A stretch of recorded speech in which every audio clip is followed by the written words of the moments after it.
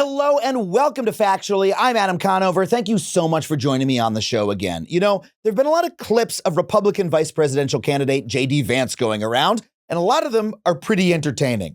My personal favorite is the one where a reporter pitches him an absolute softball question, asking why the public would want to have a beer with him. This is a complete political cliche. Politicians are asked this all the time. Vance's answer is incredibly awkward. He goes, well, I think they'd want to have a beer with me because I actually like to drink beer. In fact, I like to drink beer a little too much. But I'm sure the media won't give me too much crap about that. It's a bizarre moment because Vance is desperately trying and completely failing to act normal. He seems like someone who has not interacted with regular people much at all in his life, but as someone who has learned how to interact with them from some of the weirdest corners of the internet. There's a performative masculinity to it, an aggressive edge. It's not the sort of thing you'd want to hear from someone you were actually grabbing a beer with. It's a style and attitude that sounds like it comes more from an online message board than it does from reality. And Vance takes that same slightly off vibe to substantive issues, whether he's calling for mass deportations or taking a failed dig at the millions of Americans who don't have kids, calling them childless cat ladies. But the way that J.D. Vance talks didn't come from nowhere. His style and substance emerged in part from some of the most toxic reaches of the internet, from a stew of online misogyny, racism, and anti-democratic sentiment that has been percolating on the internet for much of the past century. The way that J.D. Vance talks didn't just come from nowhere. You can see echoes of his style and substance in some of the most toxic reaches of the internet, from the stew of online misogyny, racism, and anti-democratic sentiment that has been percolating on the internet for much of this past century. And you can also see those same echoes in the way incels, mass shooters, white nationalists, and billionaire fascists like Peter Thiel also conduct themselves on the internet. So how exactly did this toxic internet culture spread from Gamergate and disaffected edgelord comment threads and end up central to the modern Republican Party itself? Well, the story behind it is fascinating. But before we get into it, I just want to remind you that if you want to support this show, you can do so on Patreon. Head to patreon.com/Adam Conover. $5 a month gets you every episode of the show ad-free, and you can join our online community, which I swear is not toxic. It's just a lot of nice people talking about how fucked up the world is and what we can do to fix it. And if you like stand-up comedy, come out and see me on the road in a city near you. Nothing feels better than getting off of the internet and into a real room with real people who are actually laughing at some funny shit. Your brain will thank you. I will thank you. Coming up soon, I'm headed to Baltimore, Maryland, Austin, Texas, Batavia, Illinois, just outside Chicago, San Francisco, Toronto, Canada, a bunch of other cities being added soon. Head to adamconover.net for tickets and tour dates. I would love to see you out there. And now let's get to this week's episode. You know, we used to think that the internet was not real life, but we now know that it is. All those people with the weird avatars saying the crazy things on Twitter and Reddit, they are real. They exist, they vote, they have influence in the world. And here today to talk about the weirdest, most toxic reaches of the internet and its influence on the world that we all live in, we have someone who knows more about it than just about any working journalist. Her name is Elle Reeve. She has been covering this beat for over a decade now. She's a correspondent for CNN. You might know her from the incredible work she did covering the Unite the Right rally in Charlottesville for Vice. And her fascinating and entertaining new book is called Black Pill: How I Witnessed the Darkest Corners of the Internet Come to Life, Poison Society, and Capture American Politics. Please welcome Elle Reeve. Elle, thank you so much for being on the show. Thanks so much for having me. I've followed your work for years. You've been one of the best reporters covering the rise of online extremism, or whatever the hell you want to call it. You have a new book out called Black Pill. What is the Black Pill? The Black Pill? Well, most people who have been involved or read about politics on the internet know the red pill metaphor that comes from the Matrix, right? Mm-hmm. So Neo, Keanu Reeves, he's handed two pills, a red pill and a blue pill. The blue pill, he goes back to his pleasant fantasy created by the machines, the reality of 1999. Red pill, he finds out the true reality. So he's living the real life and it's horrible in this world in which humans are enslaved by machines. So this is often the metaphor for becoming involved in far-right politics or extremist politics. Yeah. But from that became lots of other different pills. I mean, coconut pill is blowing up right now, right? Yeah, this is the internet. People are gonna once there's a joke, people on the internet latch onto it until it is fucking beaten to death. Yes. And I've learned that it's called a snow clone when you take like the format of a meme and replace different words in it. Anyway, so the one I think is most compelling is Black Pill because it explains how people talk themselves into doing these terrible acts of violence. It's this kind of nihilistic way of thinking that the system is totally corrupt, it's totally collapsing, and you're kind of liberated to behave any way you want to and maybe even hasten its collapse because what comes after it will be so much better. Now, this is a way that I'm familiar with people talking on the internet. You know, I'll go to different subreddits or, message boards or whatever and just sort of see what people are talking about. But there's this temptation to talk about those places as though they are not connected to everyday reality, that they're just sort of a little fantasy land where people could talk about Lord of the Rings or they could talk about, the decline and collapse of the American system of government. And, both are about the same. I imagine you might have a different view of how powerful these ideas are. Right. So one of the people that I interviewed extensively for this book is Frederick Brennan. He created 8chan, this anonymous message board that eventually became the home of mass shooter manifestos and QAnon. And one of the things he spoke about compellingly, we're sitting in an Atlantic City casino. We're eating chocolate cake. It's 10 o'clock at night. He is in a wheelchair because he has brittle bone disease. So he's only about 3 feet tall. His bones are very, very fragile. And he's explaining to me that everything that happens online is happening in the real world. There is no divide between online and the real world. Sometimes the consequences for our actions are different in the physical reality than they are online. But there's no longer this distinction of the internet as the goofy, I can has cheeseburger catland, right? That's gone. It's over. Yeah. And it's all too often easy to forget that when, there's someone with a anime avatar and a crazy username and they're saying something horrible to you and you're like, oh, this is just what happens on the internet. This is just some sort of the trash that washed up on my, internet monitor today. Yeah. No big deal. And it's easy to forget, no, there literally is a person on the other side of that who exists in, they live in Phoenix or something. And, and they might vote, they might know people, these are real people and these ideas do affect real people. Yes. And when those Pepe avatars are in an enclosed room, like a Discord server or something like that, they are washed over with these same messages over and over and over again, even if they don't know who they're talking to, even if they're totally anonymous, even if they think those people are losers. And over time, what they used to joke about, what was just a joke to them, becomes a thing they truly believe. And I've encountered this in many different communities. The alt-right, Richard Spencer himself said to me in 2016, it started as a joke and then became real, talking about people who had read up on racism and eugenics in order to be worse trolls. And in the process, started to believe it. I talked to a gun rights supporter during, I don't know if you remember the beginning of the Boogaloo Boys, right? This was a gun rights rally in Virginia. Again, a guy told me the joke, it's going to be Civil War II, Electric Boogaloo, they laughed about it and then they started believing it. And then, of course, again, in storming the Capitol, it was just something they were joking about and then it happened. And that connection between comedy and reality is really fascinating to me as a comedian because so much of the time, comedians will say, oh, it's just a joke. I'm just joking. It's just a joke. And I myself have done jokes where I'm like, that's just a joke. I do not believe that. But the majority, I believe, of comedy is made up of things that people actually believe, that comedy is fundamentally connected to the truth. You laugh when something strikes you as both surprising and true on some level. And I do believe sometimes I'm like, who gives a shit, what they say on what John Oliver says or whatever, or what I do. It doesn't really affect what people think. It's just to blow off a little bit of steam.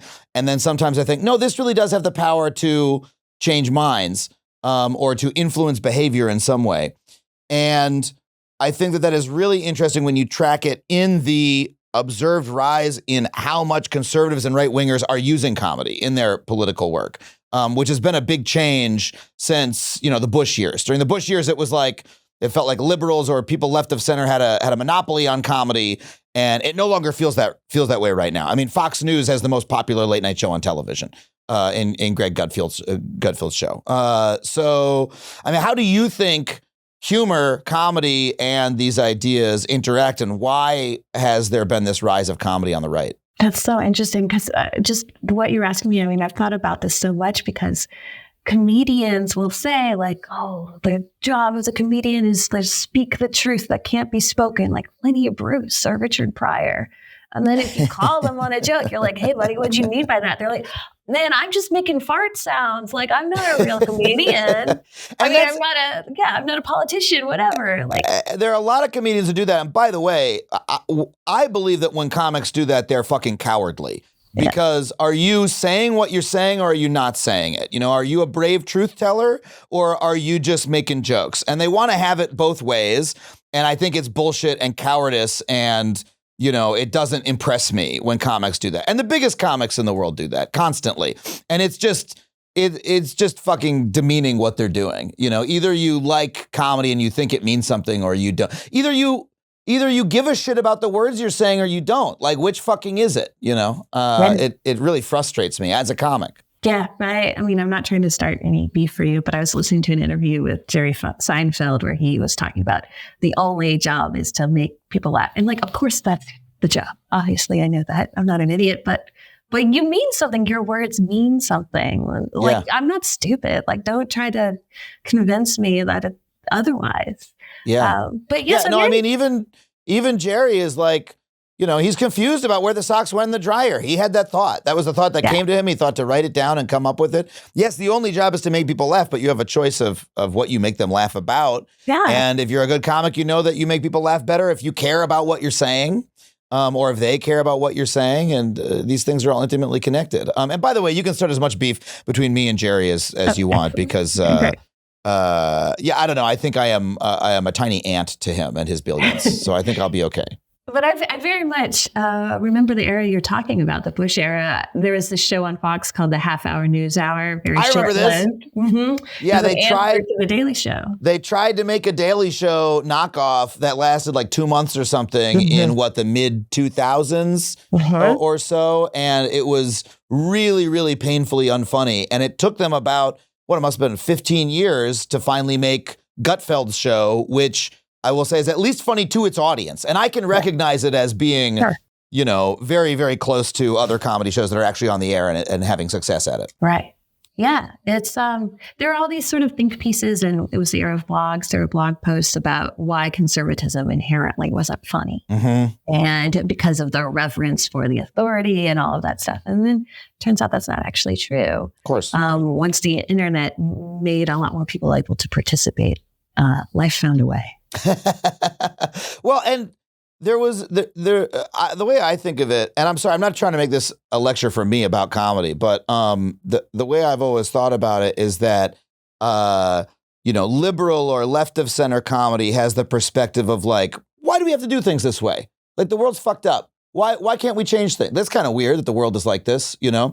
And conservative or right wing comedy tends to go, why is everyone always trying to change everything? Like, weren't the old days nice? Don't you miss what's with all these people running around being crazy, And like, those are very small C conservative, way to put things. But like, there's a consistent conservative perspective that you can, express through comedy, and that is expressed by conservative comedians. It was just, for some reason in 2009, people were like, oh, that doesn't exist. And now in retrospect, it looks ludicrous. So yes, and sort of 4chan and that world, the sort of alt-right world, they figured out that they could portray the left as these like scolding teachers to associate people who wanted social justice. Of course, this is a very serious thing. People take it very seriously. You start saying people don't deserve rights, they're going to be mad at you, right? But they're able to portray the left as these scolding, censorious school teachers. And it took them very far. Yeah, and that has now made its way to the mainstream of right-wing politics. I mean, Right. Donald Trump, I believe, for all of his faults as a speaker, his audience often finds him very funny. JD Vance has been making attempts at humor, at least lately. I've seen him try to tell jokes. And so how does that, sort of, if not comedy, but lightness, silliness, right? Just a sort of jocularity. How did that change the right-wing political project at all, in your view?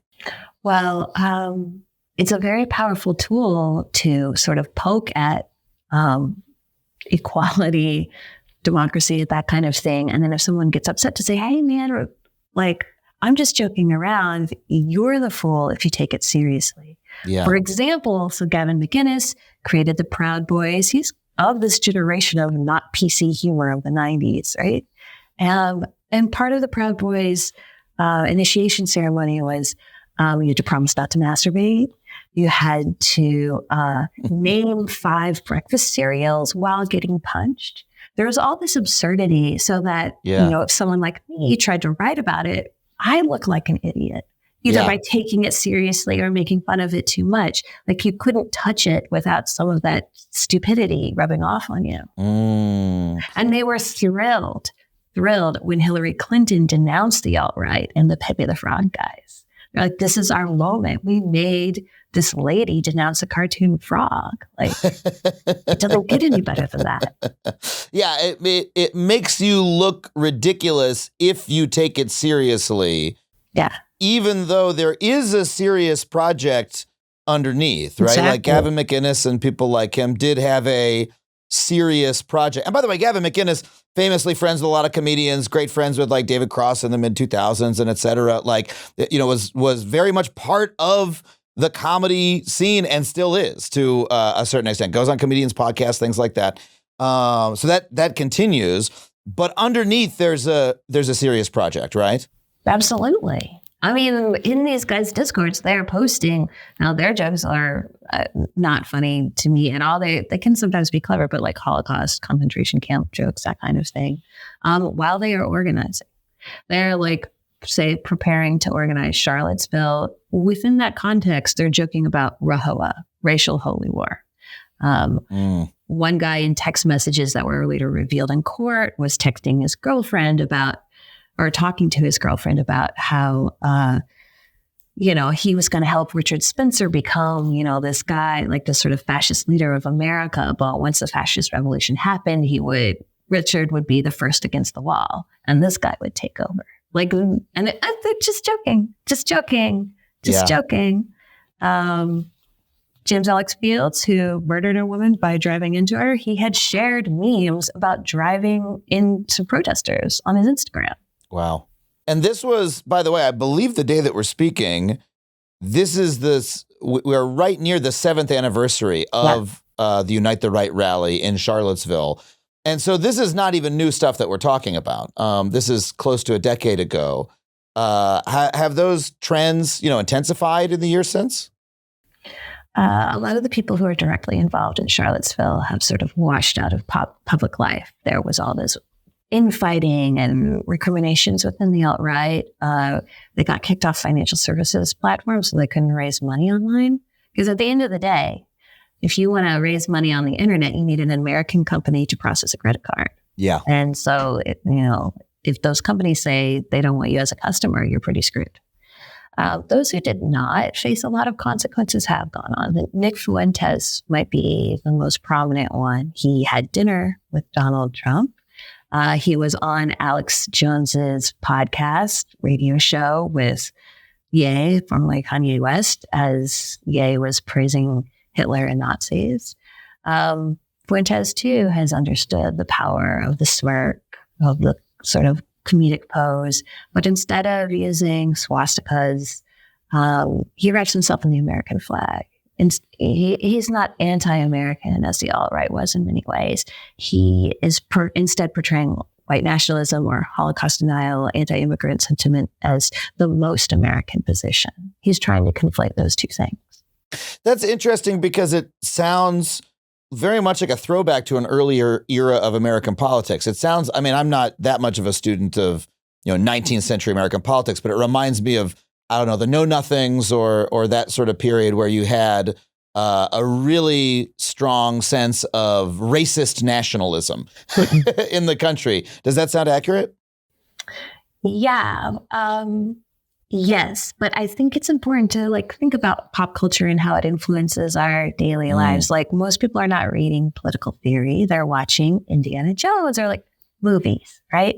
And most Americans want to be Indiana Jones. They don't want to be the Nazi that Indiana Jones punched, right? So if you want to have mass appeal, however radical your project is, like you need to understand that like that is how you should frame it if you want more people to connect with it.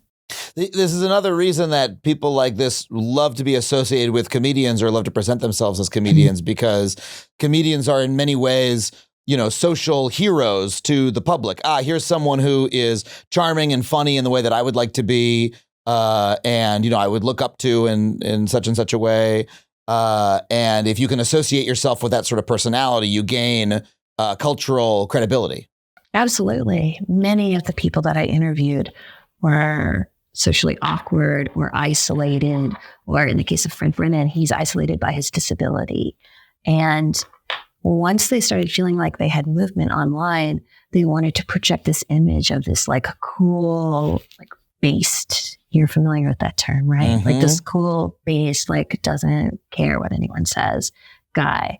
The incels had this concept of Chad. Chad Thundercock was his real name, right? So Chad is the guy who's out there getting all the women, leaving the poor incels with nothing. Yeah. So after a while of all this anger towards Chad online, it kind of flips in like 2017 as the stuff gets really crazy, and they start calling themselves Chad nationalists. They start working out. I mean, Chris Cantwell, who I've interviewed in Charlottesville and went on to be known as the crying Nazi, and there was a moment in this hotel room, we're surrounded by guns on the bed, like literally like 7 guns. And he picks up his like Bowflex weights and he starts like curling and grinning at me, right? He had like, you know, broccoli, I think, and fruit in his room. He was all about like trying to take pride in his biology, as he put it, and therefore not letting his body go to hell. Yeah. And that's, I mean, good, I guess, you know, good, nice, good for you to work out. But how does that change the political movement in your view to have it go through that change and for them to be focused on Chadness? I think it spoke to their sense that they were winning, that they were gaining momentum. It also helped them draw more people in. Another fight they would have was over optics. That's what they called it. So they didn't want to look poor. And they wanted to look smart, and they wanted to look in shape. And often when they were fighting with each other on the internet, it was over who was bad optics. Yeah. Yeah. Like who's disgracing the movement? Who's disgracing the movement by looking kind of dumpy in his polo shirt. And like, that is not I'm not trying to diminish them for what they look like. Like that is what they would say about each other. Well, you know, this movement really had its peak, or at least an apparent peak, in 2016 when Donald Trump was elected, and at Charlottesville soon afterwards. There was really this like cultural high watermark for it. And they described themselves as, you know, memeing Donald Trump into the presidency and et cetera.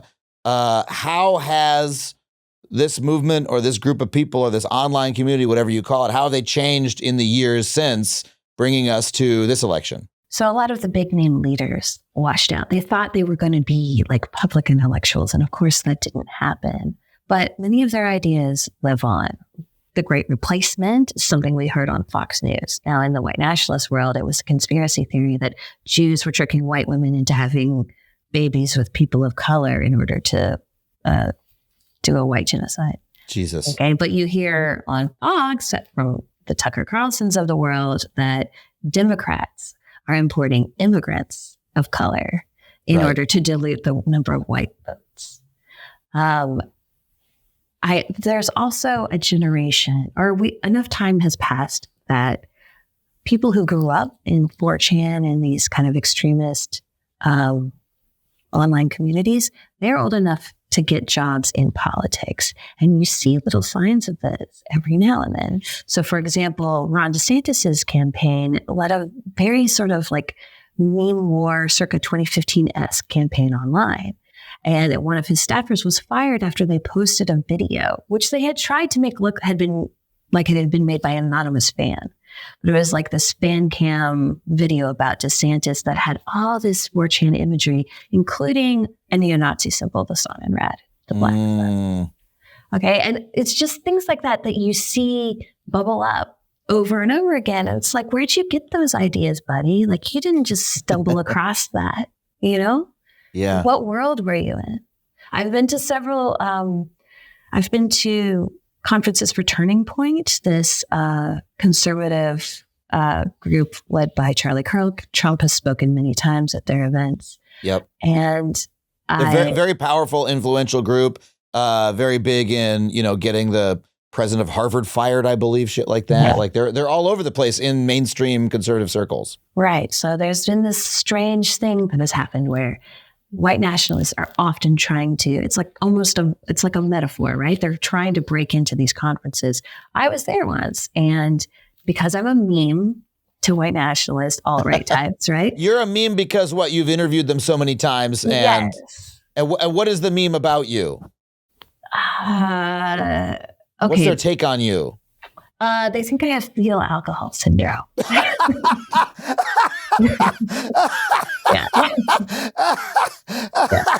That's the one. I'm sorry that's so funny. It's funny. They're clever. This is just based on, they're just like, her physiognomy reveals an alcoholic mother in months 7 through 9. Wow. Literally, yes, because they are very obsessive. They are very obsessive. They spend a lot of time on the internet, and they notice something about me that is measurably true. See, my eyes are very large and far apart. Like, yeah. I'm in like the 98th percentile or something. But mostly only opticians notice this, right? But they have noticed it, and they think it's a sign, because that can be a sign of fetal alcohol syndrome. Wow. So anyway, they like try to get pictures with me or whatever. So I'm at a Turning Point conference. They're like, oh, that's a fetal alcohol syndrome journalist I was talking about on 8chan. Can I get a selfie? Basically, wow. Well, they'll try to trick me into a selfie. So this happened at Turning Point at a conference last year. This kid, I was like, I don't know about this guy, but okay. He lifts up his phone to take the selfie, and I see there are swastikas on the screen. Jesus I was Christ. like, I knew it. He calls me in Jewish press or whatever. There's a whole little hubbub. He tries to like circle up to tell people I'm like Antifa or whatever. We have a little standoff. Then later, the Turning Point spokesman is like, oh, these guys are so terrible. They're absolutely awful. And we're not fascists. We want nothing to do with them. We've kicked them out multiple times. Okay, cool, great. But in June, at a Turning Point conference, they're handing out hats that say White Boy Summer. Well, that was a big meme on 4chan. Uh-huh. Charlie Kirk in February was reported to be working on a way to discredit Martin Luther King Jr. Okay, now, like, that is also a 4chan thing, because often among conservatives, they will say, why can't something like Black Lives Matter live up to the image of Martin Luther King? That's how they will criticize civil rights activists, right? But to try to diminish the legacy of Martin Luther King Jr. is very much of this extremist world. Yeah. So I just see these ideas bubbling up in places, even among people who are like, tell me explicitly they're opposed to them in every way. So in answer to my question, how has this movement changed? Your answer is it's basically entered the mainstream more and more, that like it's infecting, for instance, Turning Points. And I would say that J.D. Vance's selection as vice president is evidence of this as well, because it's been observed by a lot of people.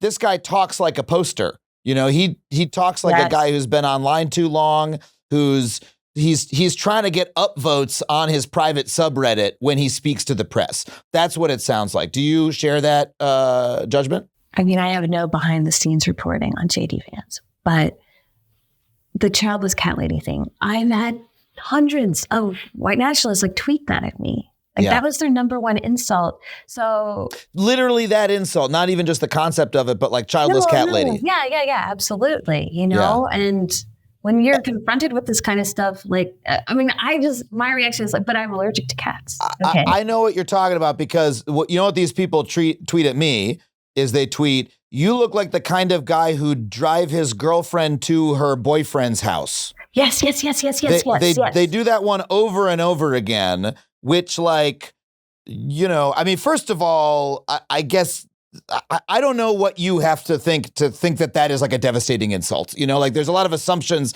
about people's sexuality baked into that in the first place, but also they repeat it over and over again. And if JD Vance at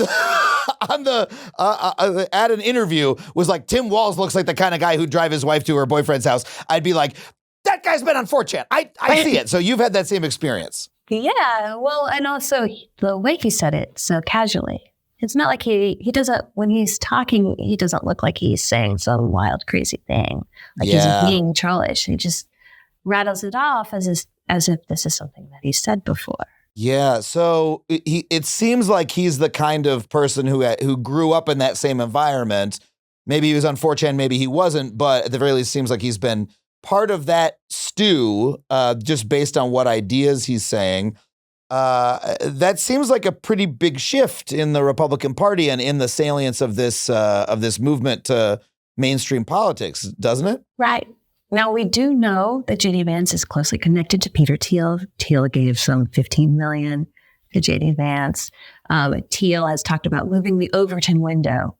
Maybe that liberalism is spent. Maybe there are some big questions about democracy. He's expressed anti-democratic sentiment. He's not explicitly said maybe women shouldn't vote, but he said women voting and libertarianism can't really work together because women support a large social welfare state.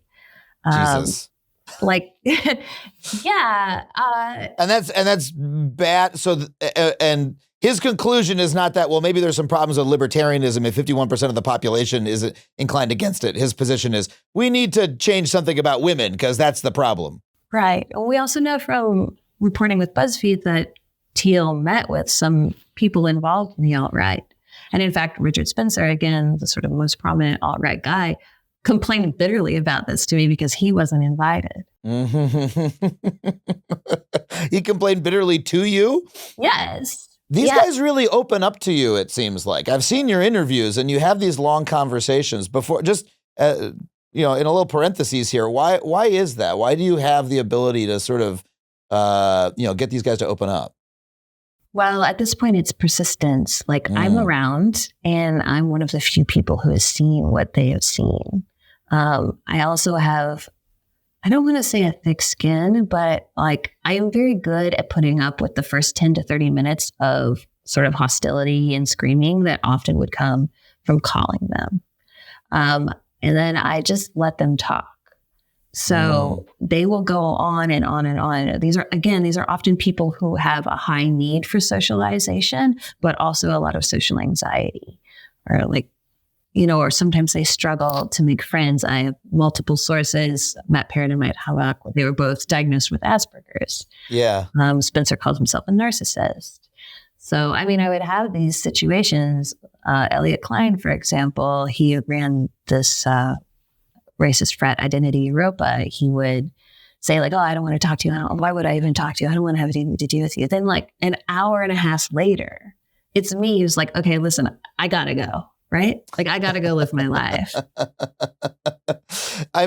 It's incredible that the answer to my question is you're nice to them and they needed someone to be nice to them. Well, yeah. Honestly, please and thank you goes a really long way. Yeah. And I guess a bigger point to think about is that people, I think, don't realize how much they project social hierarchy in the way they interact with people. And the white nationalists, however much their ideas have infiltrated the world, most people do not like them and do not respect them. Yeah. So if opening a phone call with, hello, thank you for talking to me, I appreciate your time, goes really a lot further than saying hey, jerk, aren't you a big asshole? Yeah. Yeah, I've done that myself in my own conversations with people who I'm very ideologically on the other end from, and they know that, and they come in with a lot of heat. Yeah. And if you just start with hey, nice to talk to you. Thanks for talking to me, and keep the temperature down. They're kind of, oh, okay, and you can sort of shift the conversation into a different mode if you refuse to come in with your own heat. Yeah, it really, really goes a long way. That is wild. Listeners of Factually know that I take health seriously, and that one of the most important ways to do that is to consult with a doctor. And that is why I'm so happy to recommend our sponsor, Mochi Health. Mochi offers safe and affordable weight loss programs that also treat that process with intelligence, care, and respect. Their programs include visits with board-certified doctors and nutrition consultations to ensure that the medication you get delivered to your door is the right fit for you. Mochi provides support by connecting you with real doctors who, if you decide that's what's right for you, prescribe science-based medications like GLP-1s. Plus, you will work hand in hand with registered dietitians to achieve sustainable results. And whether you have insurance or not, Mochi is affordable, accessible, and offers the peace of mind that comes with using FDA-approved, science-backed medications under the guidance of real doctors. So if you are ready for a sustainable, supportive weight loss journey, and I really emphasize sustainable and supportive, those words are so important, visit joinmochi.com and use code Factually to receive $40 off. That's code Factually at joinmochi.com. So it's true, I've got a bit of a sweet tooth. Ever since I was a kid, I have loved having a bowl of delicious cereal in the morning. Cocoa flavor was always my favorite, but the brands I grew up with are not exactly a practical choice for a meal to start off the day. And that is why I love starting my days with Magic Spoon. It's just like the cereal you loved as a kid with flavors like fruity, frosted, and my favorite cocoa, but every serving of Magic Spoon has 13 to 14 grams of protein, 0 grams of sugar, and 4 to 5 grams of net carbs, so you can feel good about what you're eating. What I personally love the most about Magic Spoon is that it is such an easy source of protein. You know, my morning routine is often cut short by me needing to run out the door, and I just love that I can have something fueling and high protein when I don't have time to cook. It's gluten-free, it's grain-free, it's keto-friendly, and it has 0 sugar per serving. I honestly don't understand how it tastes so good when that's the case. But it really does. You hear that crunch? Oh my God. It's a textural explosion in your mouth.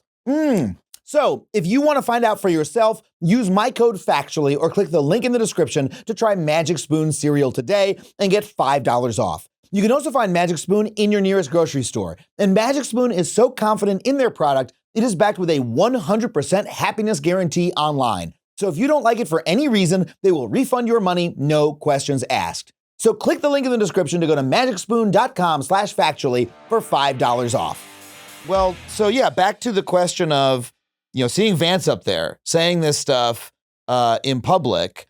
Is it kind of a through the looking glass moment for you to like see childless cat ladies become a week-long news cycle? I mean, it's still reverberating.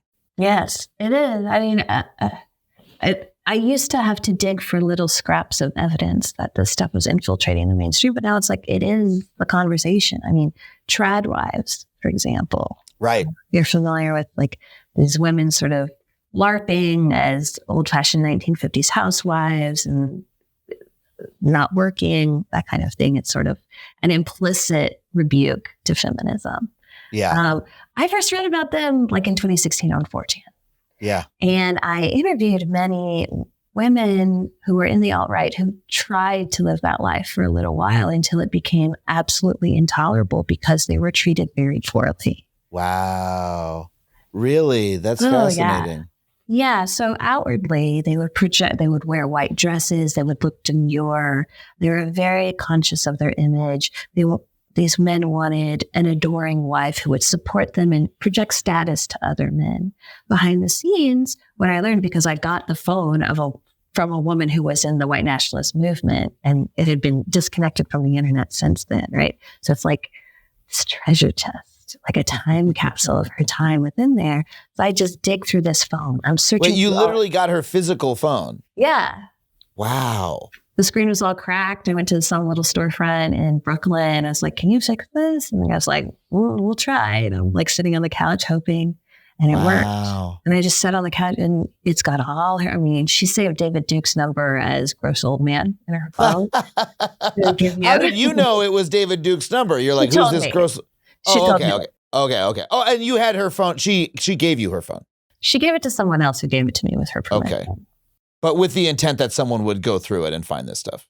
The original intent was to be used as fact checking, but I had a lot of questions because, like, sometimes I would go to like a public white nationalist event, and there would be one girl there, and this happened multiple times where I would be walking away at the very end, and that girl would scream something after me that was like the most misogynist thing that anyone had said to me the most explicitly, some like version of dumb slut. And I just like, why? Who are these girls? Yeah. And so once I had an opportunity to look, I found out. And a lot of them were drawn to it by the more intellectual seeming fascists like Spencer.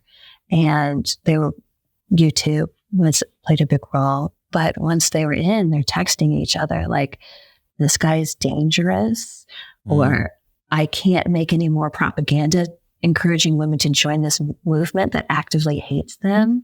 The most disturbing text thread that I found, this was almost like reading an experimental novel, was this woman whose boyfriend was really into this concept of white Sharia.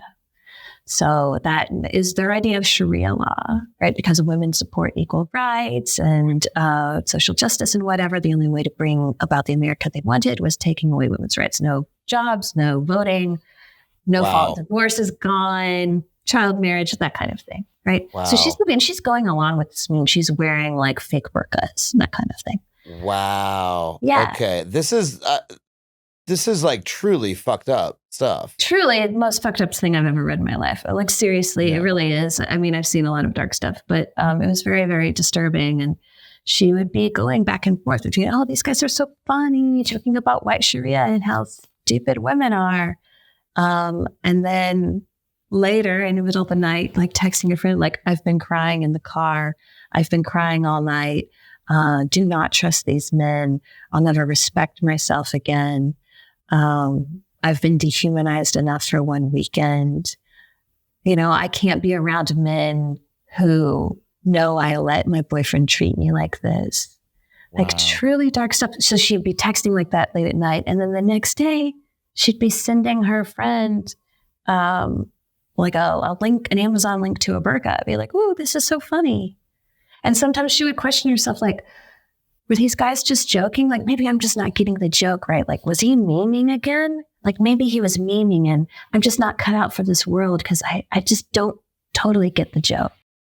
Wow. And that is such a perverse use of comedy. At that point, I'm imagining the situation in which this man is saying these things. There's no comedy here. There's no joke.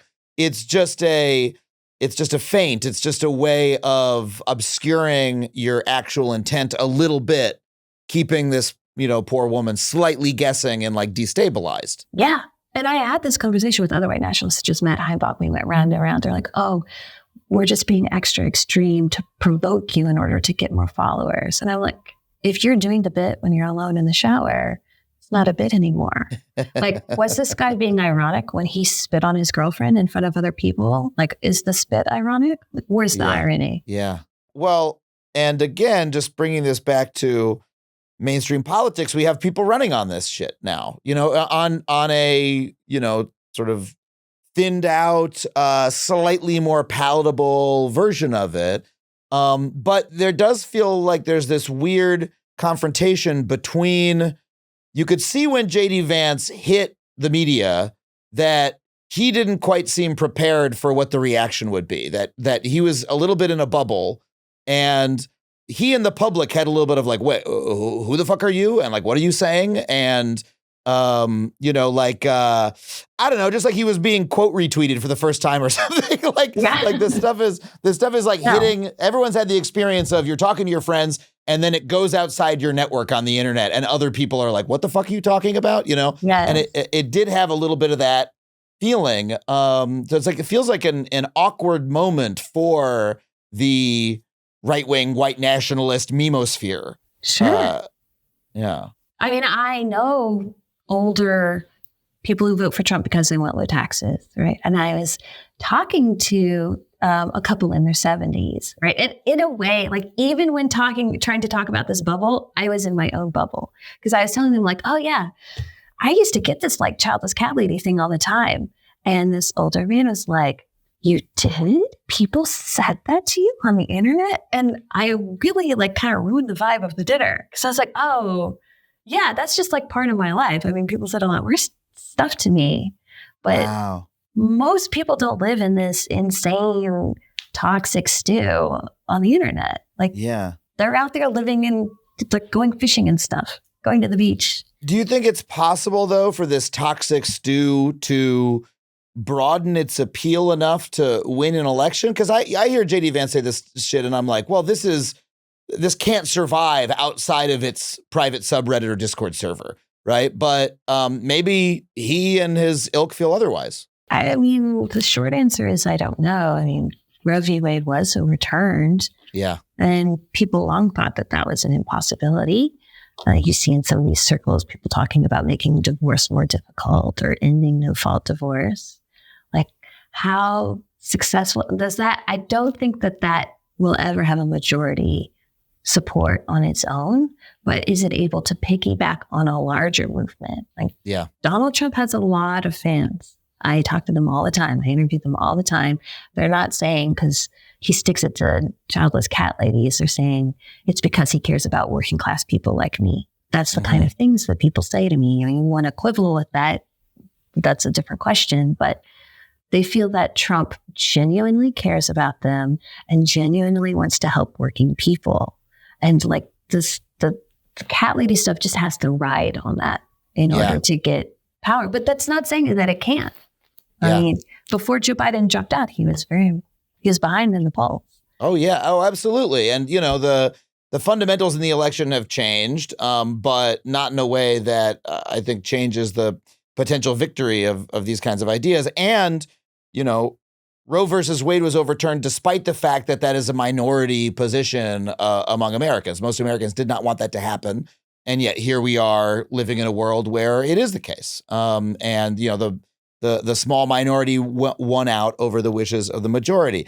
I do wonder, though, and I want to get off of Vance in a second, but the way that the left has jumped on Vance, making fun of him so directly, the joke about him fucking a couch, right? Wow. Which is like, what is interesting about that? It's a joke that came out of nowhere. It was just a silly thing somebody said on Twitter, and then it sort of snowballed a little bit. What struck me as interesting, though, is A, it became completely widespread. It's now part of like the mainstream election narrative. Yeah. But B, it's also a joke about sexual humiliation, right? Mm-hmm. It is sexually humiliating Vance, saying that he fucked a couch. It is very similar to the type of joke, you look like the kind of guy who would drive his wife to her boyfriend's house, right? It is like essentially the left of center, including the mainstream left of center, seems to be calling Vance a cuck. And that is an attack that I think would work on him because I think he's very sensitive about being a cuck because of the world that he comes out of. And so I'm wondering, does it seem like the rest of our political culture has picked up on a little bit of this, and is using it in this case?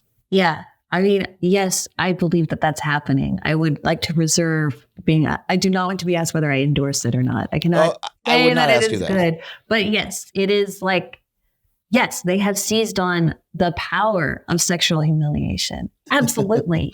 And in a world where that is a valid insult, I mean, I have been shocked at how powerful it seems to have provoked a real reaction on the right in a way that, it has surprised me. I mean, this is the facts don't care about your feelings world, or people wear t-shirts that say fuck your feelings. So I honestly was very surprised how strongly so many have reacted to it. Yeah, I mean, it would be one thing if you had the sort of extremely mainstream establishment people going, oh, that's a little bit rude. Like, are we really doing this? Which you've seen some of, but you've also seen the rest of the right sort of like have their feelings hurt over it. Yeah. It's just kind of astounding to me. Bullies are weak. Bullies are cowards, right? Bullies want to hit someone who's not going to hit back. And so that's an element of it. I hate that bullies is the word, right? It's so juvenile, but it does speak to a certain sensibility. Yeah. A lot of comedians are also weak and cowards and, get their feelings hurt when you try to make fun of them, even if they claim that they don't. And so, because a lot of comedians are bullies, to be quite honest. I think, honestly, the nexus of bully and comedian is the essence of right-wing comedy. Just connects to that sort of like weak, strong hypocrisy. I want to say what I say, but I don't want to be held accountable for it. dichotomy. I have a couple other questions here on my notes that I have to ask you before we end here. How much is I was on the internet for Gamergate in about 2014, 2015, right? And the more we look back on that, the more influential it feels as a moment. How do you think about it? Oh, it's a pivotal moment. Every white nationalist I've interviewed said it changed the white nationalist movement because it had gone. So? It was this kind of dying thing. It was either these like eugenicist old like professor types or these like stale aging neo-Nazis. There's a group, National Socialist Movement. They used to wear swastika armbands. They would parade around in black areas trying to provoke a riot. Their leader, Jeff Scoop, who's since renounced white nationalism, talked to me a long time about how bizarre it was when the alt-right came online. Like he has a very specific memory of seeing a meme of a white woman beaten as if she deserved it. And he's like, in my day, a guy who posted a joke like that would get a boot party, meaning multiple people beating the crap out of him, right? He's like, but these guys were all laughing at it. They're all saying, oh, it's just a joke. And it suddenly brought in middle-class people. He called them girly boys. He said like all his old like skinhead friends were like, who are these guys? Like, who are these snotty rich guy types? Like, the Proud Boy types. Yeah. But it was bringing in so many more people, way more than they'd ever been able to attract before. And he's like, and they were obsessed with this cartoon frog. I'm like, you're a grown man. Like, what's so appealing about this frog? I don't understand. Like, his mind is blown by that. So it was really a moment that brought new people. Like the white nationalists say, Gamergate brought new people into the white nationalist movement. Right. So the Gamergaters have this massive public outcry. There's a lot of media attention. They all go to 8chan, which Fred Brennan created, because he allows them to organize there, to harass people there. There's so many. It makes the site a 1 million post a day site. Yeah. And old white nationalists, like they already see this kind of like anti-woman, anti-social justice vibe among the Gamergaters, right? Because they feel like this kind of diversity or whatever is being imposed on them. And so that starts mingling. And at first there was a reaction against the Stormfront guys. They had a anti-gay slur named for them that I don't need to repeat. But it starts with new and it ends with a slur, right? Well, actually they had specific for Stormfront, which was storm slur. Okay. Yeah. I was trying to act like I knew the lingo. All right. Yeah. But yeah, over time, like it stops being ironic. And this is where like the politicization of these gamer types and what Fred tells me is like, it didn't have to necessarily go that way. Like some of them had joked in sort of vaguely communistic ways about government issued girlfriends, that kind of thing. Yeah. In retrospect, what was the Gamergate moment, though? Because I remember I was following all of it, and it started out with people claiming to be mad at the idea that like reviews on certain video game websites were biased in some way. And that was like the first 30 seconds of it. And then it blew up into this rolling culture war that was about like everything and nothing. And it's very hard to even define what exactly it was. And so, I mean, how do you think, what do you think it was 10 years on? It was the moment they realized en masse they could make the change in the real world that they wanted to see. Formerly people who had felt powerless, finally feeling like they had, when they worked together, the ability to affect public events.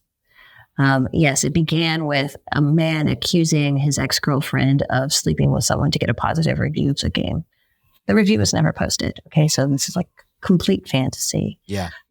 But it was very effective. One of the things that happened was a Gawker writer tweeted that Gamergate was proof that nerds needed to be bullied.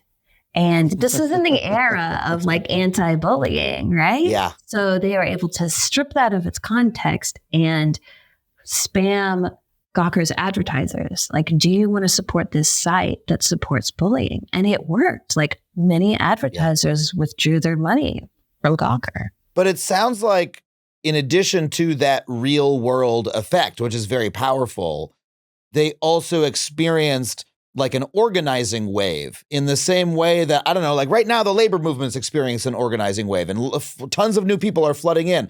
Or you could look at, I don't know, the Obama moment, all these young people get involved in politics. Sometimes in a movement, you're just, oh, a wave is happening, I have to ride it. And you don't always know why it's happening. It sounds like for them, for white nationalists, that was the wave. It was just the beginning of it. Yeah, they called themselves alt-right at the time. It was a term that Richard Spencer coined and then later abandoned after fighting with some other white nationalists, right? These guys like created this culture on their own in this hive mind online. And once it started getting really big, like other white nationalist leaders who've been around for a while tried to like climb on top of it and claim it as their own, portray themselves as leaders of this populist movement. And now Matt Parrott is one of them. He was at Charlottesville. He was like, listen, I was kind of patient zero of this like internet hall of mirrors. Like, I believed that I was leading these people, but I didn't actually fundamentally understand them. Wow. To me, what was shocking about that moment was I remember talking to a friend I worked with at the time, and I was like, who are these people, right? Where are these people coming from? And my friend was like, oh, these are right-wing teenagers. Yeah. Right. And at the time, I was like, such a thing can exist? Because we had just come out of the Obama moment, right? Where it was like, so the internet that I grew up on, right? From college on, full of young people, people in their 20s, largely, very socially liberal, right? On the internet, everyone wanted gay marriage. On the internet, everybody wanted legal weed, et cetera. Just, this stuff is easy. We're all watching The Daily Show going, Bush is crazy, and all we need to do is have a generational turnover and take over, and then things will be better, right? And then that was the moment at which I was like, oh, wait, there is such a thing as like, like racist right-wing teenagers and all the other associated people. Why was that the moment that all of that came to light? Was it just like, hey, we have more access to the internet now? Now, broadband has made its way across the country, or to people who didn't previously have it, or what was the change? Well, another important precursor was this online atheism. I don't know if you remember that era. Of course.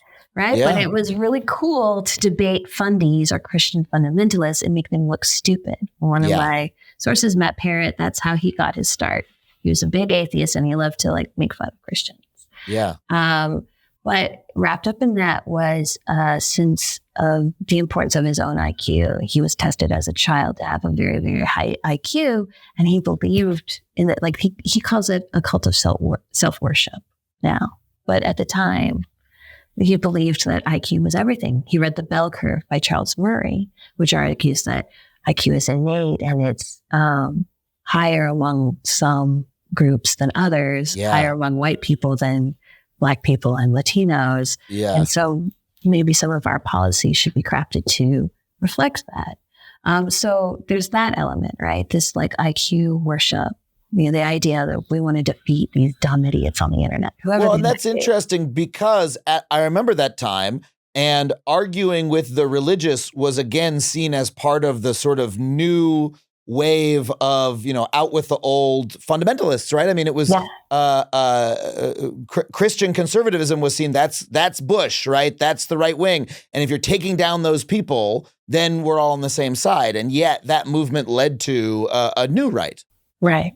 And then, of course, there's also this Gamergate, right? This moment where to them, all these women are scolding them about how they're so racist and how they should accept games they don't want to play that feature women characters with smaller boobs, Then right at that moment comes Donald Trump.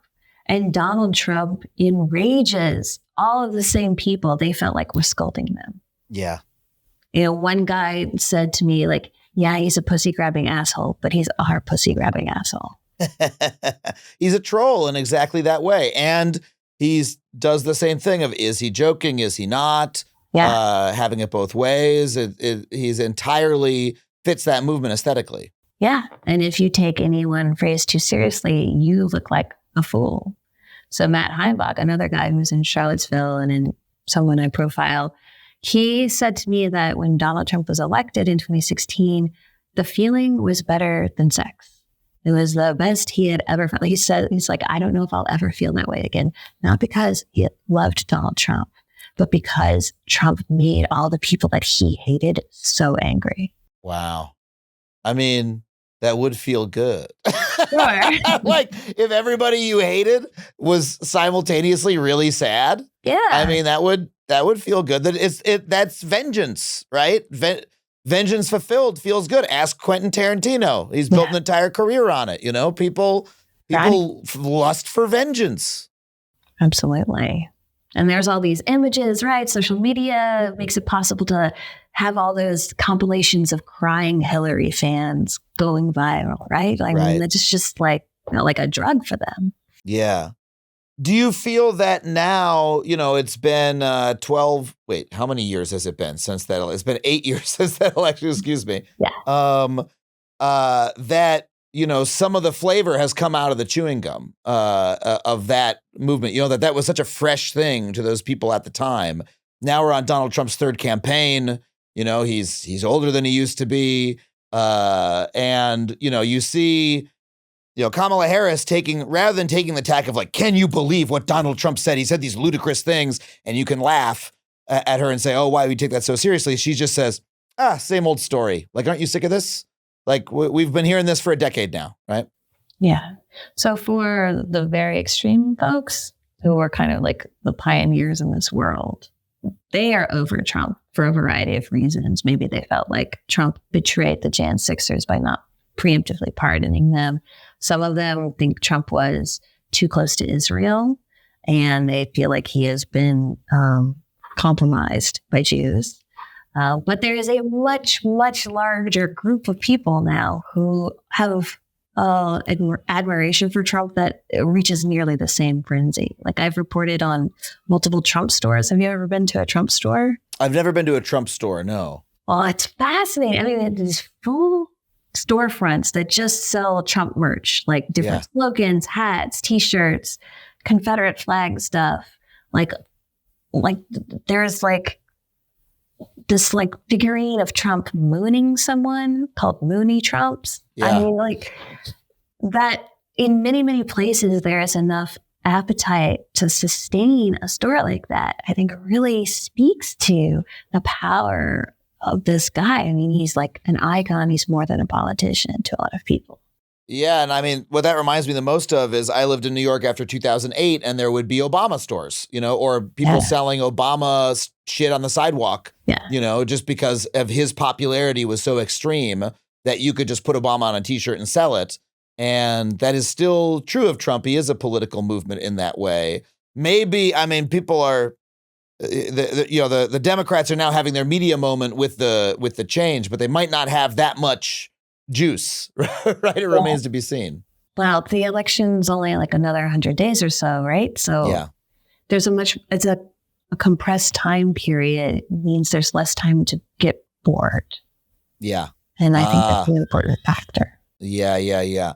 I have one other question here I have to ask you about. It's apropos of nothing. My producer, Sam, put it here, I think as just to entice me into asking you. So it must be something that you write about. How does an incel threesome work? How do incels have a threesome? See, that's a great question, because it's why everyone needs to read my book, because there's so much juicy gossip. There's so much juicy that's an irresistible phrase. Incel threesome?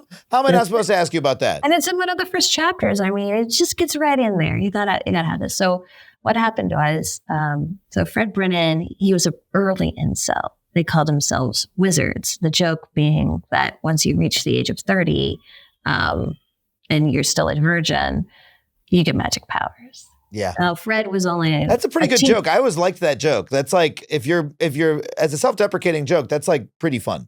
These guys are clever. I would not take that away from them. They've just done bad things.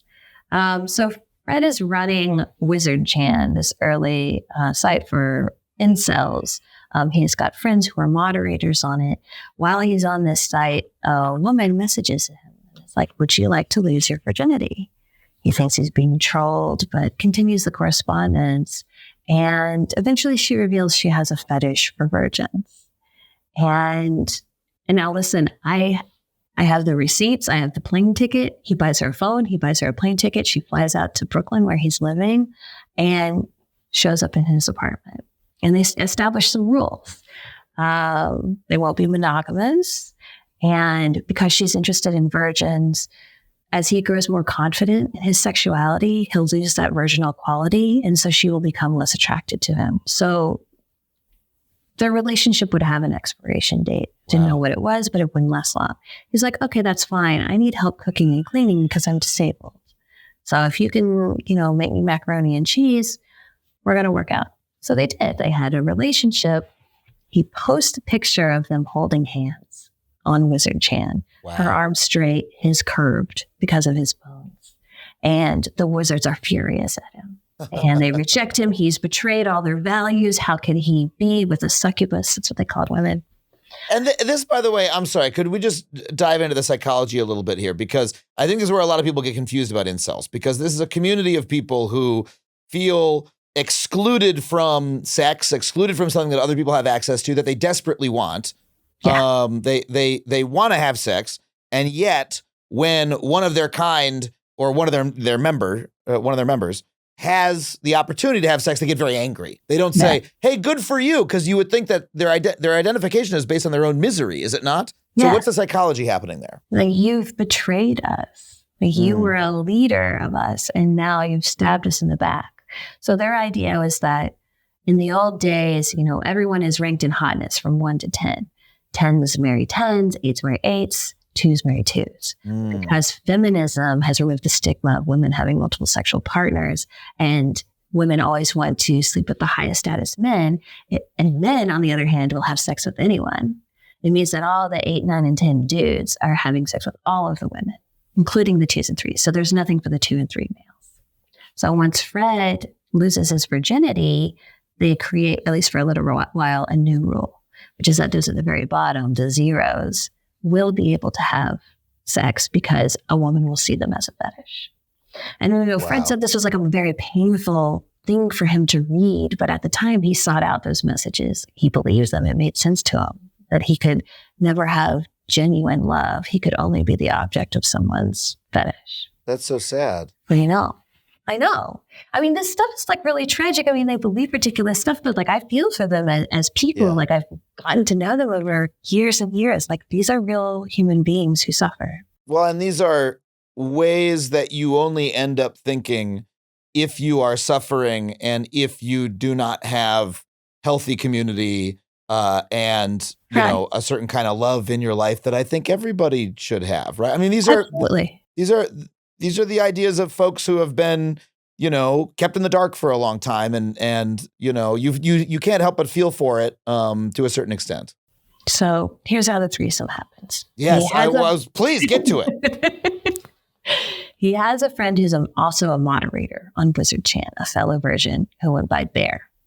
So Bear is coming over because Bear also lived in New York. They're hanging out at the apartment. Fred says, can you go home, Bear? Me and Kara want to have sex. And Bear says, can I watch? And they say yes, because they had actually experimented with that before. So Fred performs oral sex on his girlfriend at the time, Anna. And he's not very good at it because he doesn't know how to do it. And he's a little awkward and he's embarrassed and he's worried that he looks fat. He's worried about cellulite. He's like, Bear can see me. I feel so weird about this. Bear starts getting very frustrated. He's sitting on his chair. He's like watching it. He's sweating. And finally, he stands up, takes his shirt off, and gets on the bed. He's a very large man, so he sinks it deep down. And Fred is scared that he's going to roll off the bed, which is dangerous because of his bones, right? He's like, God. All right, chill out, bro. Like, let me just crawl off the bed and you can get in there, okay? And so he patiently waits as Fred climbs off the bed. Then Bear goes in and he starts performing oral sex on Anna, and she loves it. She's having a great time. She's going wild that this virgin is doing this to her. So climax, it's over. This is this afterglow period. And they're joking with Bear, like, oh, where'd you learn to do that? He says porn. And then Fred says he stupidly turned the subject to Wizard Chan. And he's like, but Bear, what about Wizard Chan? And his face falls. And he's like, are we boyfriend, girlfriend now? And Anna's like, no. And he's like, starts freaking out. He's like, what have I done? What have I done? Like, you've ruined my life. Like, I've lost my moderatorship on Wizard Chan. And I'm like, that's true. They won't tell anyone. It's fine. You don't have to tell anybody. And he's like, no. He's freaking out. He eventually lays on the ground. He's pounding his fists on the ground, crying, saying, I've ruined my life. I've ruined my life. And Fred cannot figure out, like, why is he so upset? He's finally gotten sex. This thing with his life has been built around not having. Like, finally he gets what he wanted. And he's devastated. And Fred says, and he's telling what happened was for Bear is he's not a normie and he's not a wizard anymore. Yeah. He's just a loser. He's like lost the community that had given him some solace in his self-imposed or maybe not even self-imposed, in his isolation. He was isolated. He built a community around isolation, and now he's worried he's going to be rejected from that community, but also not accepted into mainstream society. Exactly. He's still who he is, but now he's all alone. That is so sad. That's a very personal story. You were told this story by the people who lived it. Yes. By Fred. It's such an intense personal story that has, you simultaneously feel for these people and you question how someone could have gotten themselves to that point. And it's self-contradictory. It's sad. It's joyful. How much are these dynamics present in the broader, alt-right black pill movement? Like, it almost seems like an allegory in a way where once you've won, well, then you're no longer, you no longer get to define yourself by being a part of the community of heroic losers. Right. By winning, you've lost. Yeah. Yeah. Well, I chose that story to tell, like, of course, sure, it's juicy gossip, but it also speaks to the extreme power of the desire to want to belong to these communities, no matter how bizarre they might seem to outsiders. And the pull of these, like, almost imaginary friends that people make through the internet, and how much power they can have over your psyche. And the rest of the stories I tell speak to that, to the really strange way that people twist themselves into justifying these truly, like, crazy or unethical actions. Yeah. How much do you think that this is not necessarily a problem with, right-wing politics or sexual dysfunction or et cetera, but is a problem with online community itself? Because, you can go look at, I don't know, subreddit drama, r/subreddit drama, or hobby drama, whatever it is, and find stories of people treating each other horrifically, of, abuse and bizarre behavior in, I don't know, knitting forums or whatever, right? Or in the furry community or whatever. And, it's such a profound thing that the internet allowed people to find each other and create these affinity and community groups. And yet there's so many stories of them becoming twisted and harmful in real life ways. How much is that part of the problem? Because so much of the time you hear these stories and you're like, God, the people don't know what goes on on the forums. You know, like, shouldn't we know? Like, people are hurting themselves and each other on forums all day, every day around the internet, Yeah. Well, alienation is a massive problem. There's so much social science research speaking to this. People have fewer friends than they ever did. Yeah. People do stuff less in person than they ever did. And I used to believe that the internet just reflected who we really are instead of shaping it. But I don't believe that anymore. I think it can profoundly shape your ideas and it can warp your ethics. And I think people who've done online dating have experienced this, where you're chatting with someone online and it feels like you have a strong connection. And then when you finally meet them in person, you realize they're not who you thought they were. Like, really, you were projecting this fantasy about who they were. And then when you meet them in reality, they're totally different. And online, this can play out in really horrible ways. And one of them is that there are people who have, there are people who say, some who have told me they have autism. And one of the features of autism can be that you have low cognitive empathy, meaning you don't understand why people feel the way they feel, but you have high cognitive or high affective empathy, meaning when you understand what they're feeling, you feel it too. So someone stubs their toe, you cringe. Someone is sad, like you feel bad. Then there are these people who have darker personalities who are essentially the opposite, trolls. They have high cognitive empathy, meaning they understand why people feel what they feel, but low affective empathy, meaning they don't feel it when they see someone else feeling that way. Right. Meaning they can manipulate, but feel no pain for doing so. Exactly. And these two communities, I've spoken to social psychologists about this, meet online to disastrous results where this sort of troll types will manipulate people with lower social skills into doing self-destructive things. It has like really terrible results. I mean, the lesson is turn off the phone. It sounds so trite, but it's a terrible brainwashing machine, and you got to set it aside sometimes. Is there any broader thing that we can do as a society about, these spaces and the ways that this happens? I mean, you have a front row seat to it the way few people do. A lot of people get worried about online radicalization or et cetera, but they're mostly just, should we change the YouTube algorithm or what? Like they don't quite have the ground view of it that you are bringing to us today. So given that you've immersed yourself in it, I mean, is there anything that can be done about these spaces or these patterns to cause them to be less destructive? And I'm not saying, is there a way we can get like right-wing people to stop existing or whatever the fuck, because obviously not. I'm not talking about that. I'm talking about like the toxicity caused by exactly what you're talking about, the shape of the platforms themselves. So Fred Brennan, he's made a face turn, right? He tried to take 8chan down when he realized what a monster it had become. He worked really hard to reveal the true identities behind QAnon. And the case he makes that I find compelling is that social media companies need to be much more heavily regulated, and they need to publish their algorithms. They need to be required to publish their algorithms.